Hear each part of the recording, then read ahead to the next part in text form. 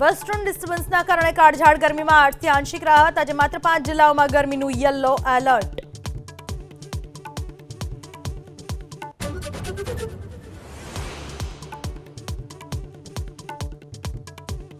સુરેન્દ્રનગરમાં ખનીજ માફિયાઓ બેફામ। ચોટીલાના પ્રાંત અધિકારીની કરી જાસૂસી। હાઈવે ઉપર રાત્રે ચેકિંગ દરમિયાન અધિકારીના લોકેશનની ઓડિયો ક્લિપ વાયરલ।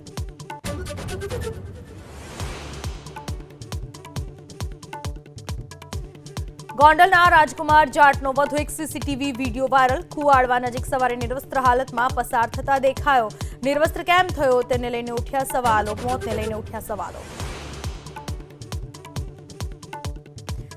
સુરતમાં નબીરાઓની સરા જાહેર ધમાલ। શરીર ઉપર કાળો રંગ લગાવી કાર ઉપર થયા સવાર। પૂર ઝડપે કાર હંકારી લોકોના જીવ મૂક્યા જોખમમાં।